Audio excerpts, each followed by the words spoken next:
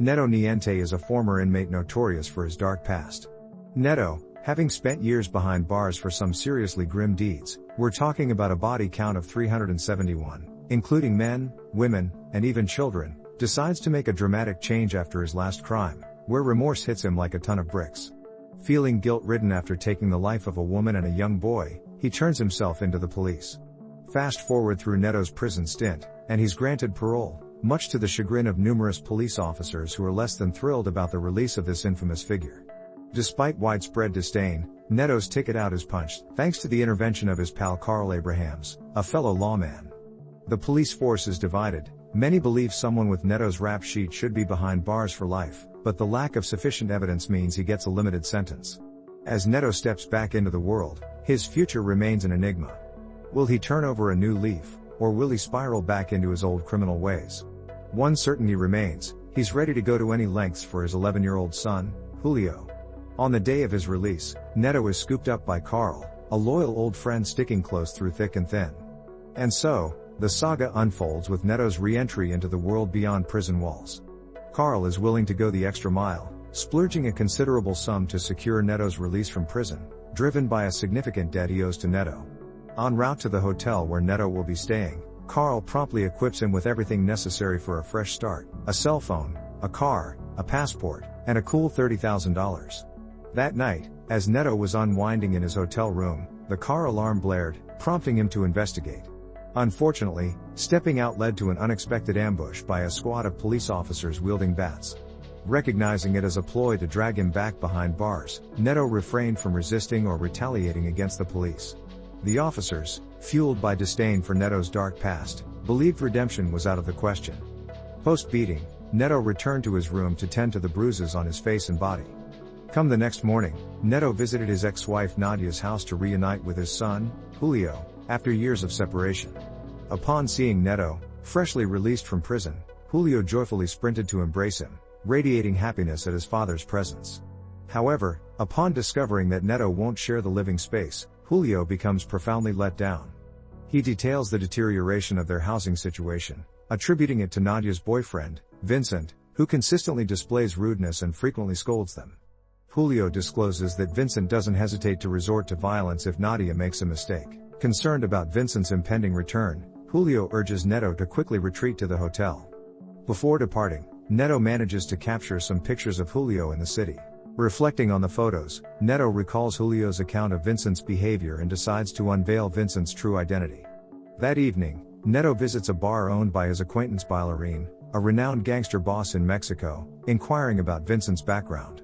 Bailarín reveals that Vincent is a relatively successful real estate entrepreneur who is also involved in illicit activities, collaborating with drug cartel factions in the arms smuggling domain. The following day, Neto discreetly tails Nadia to discover Vincent's base. After a lengthy journey, they reach an abandoned factory where Nadia enters to negotiate a monthly fee with Vincent. Upon Neto's arrival at his hotel, he discovered Julio patiently waiting outside his room. Without hesitation, he ushered Julio inside, allowing him to rest while they perused some photos Julio had taken. Later in the day, Neto drove Julio back to Nadia's residence before stopping at a parking lot to indulge in some burgers inside the car. Mid-meal, Nadia sent Neto a brief message, cautioning him to keep his distance from Julio due to potential threats from numerous adversaries. Despite reservations, Neto reluctantly complied, recognizing the impossibility of constantly safeguarding Julio. Suddenly, a group of men emerged, encircling Neto's car with guns pointed at him. Fearlessly, Neto locked eyes with the thugs and promptly engaged in combat when they opened fire. Despite facing multiple armed assailants simultaneously, Neto effortlessly overcame them, even successfully thwarting the escape attempt of one thug by destroying his car. In the evening, upon returning to the hotel, Neto received a call from Julio reporting an attack on their house. Reacting swiftly, Neto hurriedly drove to Nadia's residence to avert potential harm to Nadia and their son. Unfortunately, when Neto arrived, it was too late. Nadia lay lifeless on the floor, covered in blood. It dawned on him that the assailant behind this tragic act was none other than her partner, Vincent, with intentions to abduct Julio. A henchman of Vincent pointed a gun at Neto, warning him not to resist. Swiftly, Neto overcame the threat, disarming the henchman, sparking a showdown between them. Despite successfully defeating all of Vincent's men, Julio had already been taken away by Vincent in his car. As Vincent's vehicle disappeared, the police arrived, mistaking Neto as the culprit in Nadia's murder. Forced to flee, Neto found himself once again on the run from law enforcement. That night, beneath the overpass, Neto sought help from Carl to locate Vincent, now holding Julio captive. Carl, well connected with gangsters, suggested starting the search by meeting Jet Rink, one of Vincent's associates, known for dealing illegal arms. After receiving funds and a vehicle from Carl, Neto hurried to Jet Rink's nightclub. While at the club, Neto inquired with the female bartender, Inez, about Jet Rink's whereabouts. In response, she suggested approaching Jet Rink's girlfriend, Kali, to lead him to Jet Rink's residence. After providing Kali with some cash, she eventually agreed to guide him to Jet Rink's house and facilitate an introduction. Upon reaching Jet Rink's place, Neto assumed the role of one of Vincent's clients assigned to survey Jet Rink's weapon inventory. Jet Rink, however, quickly discerned Neto's deception, being a close friend of Vincent who knew his clientele. As Jet Rink prepared to open fire, Neto preemptively shot Jet Rink in the leg, deliberately aggravating the wound. After extracting information on Vincent's location, Neto seized some of Jet Rink's money and left the premises. Subsequently, Neto revisited the nightclub, seeking Inez's assistance by posing as his wife to cross the Mexican state border and reach Vincent's hideout. Unexpectedly, 3 assailants attacked Neto in the bathroom, but he easily subdued them.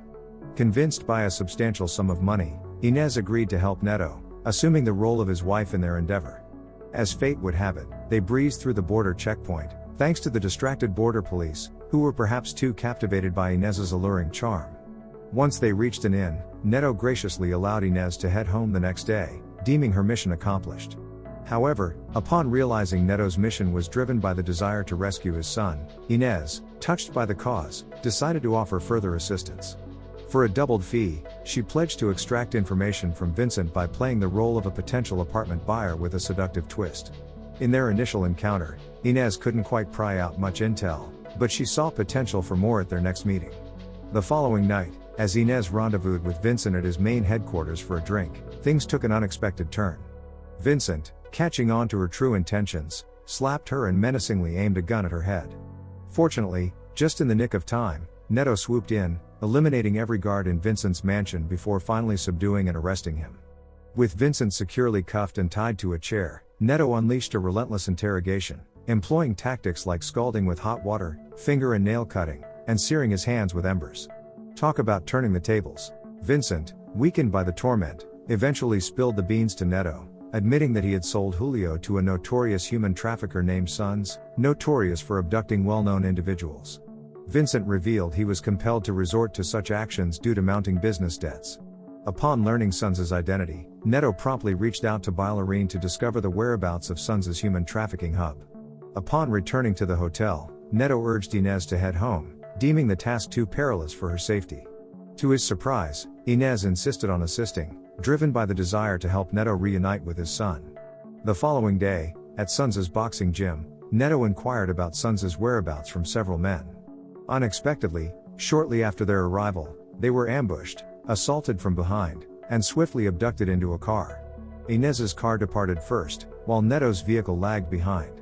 Despite being handcuffed, Neto skillfully overcame Sons' henchmen, seizing control of the steering wheel to pursue the car carrying Inez. After a lengthy pursuit, Neto eventually reached a hideout nestled in a forested area, pinpointing the location where Inez and other kidnapped victims were being held captive. Regrettably, Sons' henchmen once again apprehended Neto, presenting him before their leader, Sons. Upon Neto's arrival, Sons revealed Julio, suspended upside down over a well filled with chilly water. Sons clarified that acquiring Julio from Vincent wasn't happenstance but a calculated move to seek vengeance against Neto. Sons harbored a grudge for Neto's past deeds, particularly the merciless killing of his wife and son.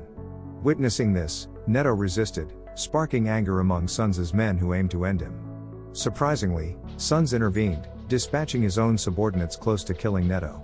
Sons spared Neto's life to ensure he witnessed Julio's demise.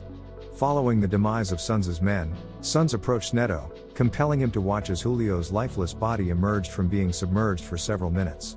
Summoning his last reserves of strength, Neto promptly dispatched Sons and liberated all the hostages, ultimately cradling Julio's lifeless form. The next day, after Neto laid his cherished son to rest with a proper burial, he opened the trunk of the car where he held Bailarine.